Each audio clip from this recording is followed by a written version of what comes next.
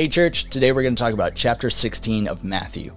So, yet again, for a little bit of an overview, we have Jesus tested by the Pharisees. The disciples didn't get it, and then Peter is the rock.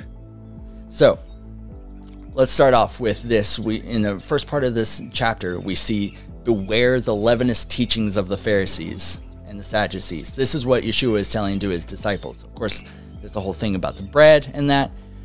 But the Pharisees, this man-made teachings of the Pharisees, were as pervasive as yeast in a loaf of bread. So their corruption advanced hardly perceptible ways, but it was extensive in all of the teachings. The oral law of the Pharisees, though rooted in the Torah, was so infected by the teachings of man that its structural integrity was completely devastated and completely changed. So this is why Peter's response to Yeshua asking him, "Who do you say that I am?" Because they had just heard who people thought he was. Elijah, he was a prophet, he was Moses, all of these things. But what mattered the most was, who do you say that I am? And Peter gave the perfect response. You are the Messiah, the Son of the living God. And this is important because then Yeshua focuses and highlights the fact that that was important by saying that flesh and blood did not show this to you, that it was revealed to you by the Father. When we make this decision to follow Christ, it is important that we make the choice having a personal declaration of faith, that we know exactly who Yeshua is, that Christ is this person that we haven't just heard about from fairies and tales and what this person's experienced and that person's experience, but it's an actual thing that we've seen him, we've heard him, we've felt him do these things. So we know exactly who he is. We've read the red letters and we know exactly who he tells us he is.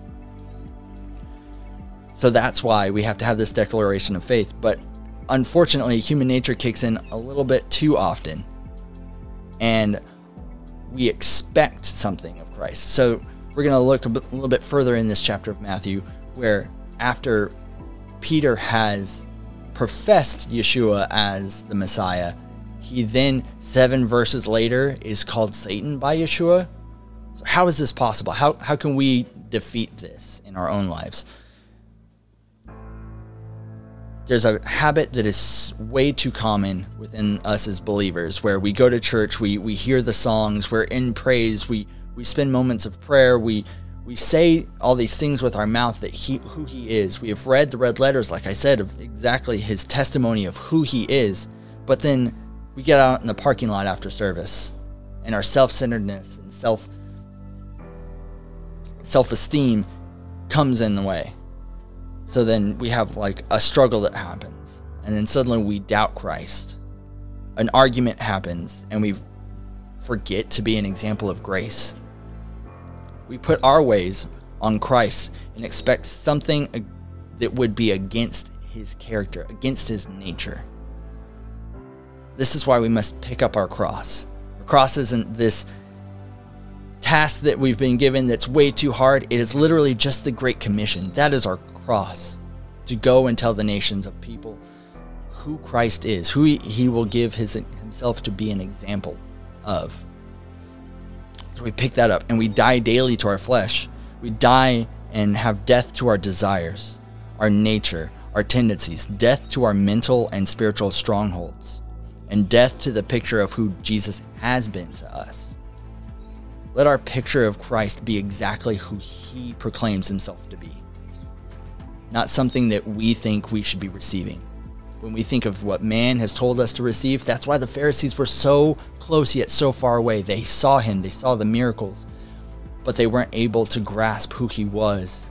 He says that you could see the example of a storm coming by the red sky at night, but they couldn't understand the miracles and the divine nature and the evidence of him as the Messiah right in front of them as it happened, because they were too focused on what man had taught them to expect and what they should be expecting from the Messiah when he comes. And Yeshua was like, I never said I was that, but I'm showing you exactly who I am. So let us look to the scriptures be sure of who he is, stick to the red letters, and know that that is the ultimate picture of Christ, exactly who he says he is. Let that be our foundation. See him for who he is. He is the Messiah. He is the Son of the living God. Have a great day.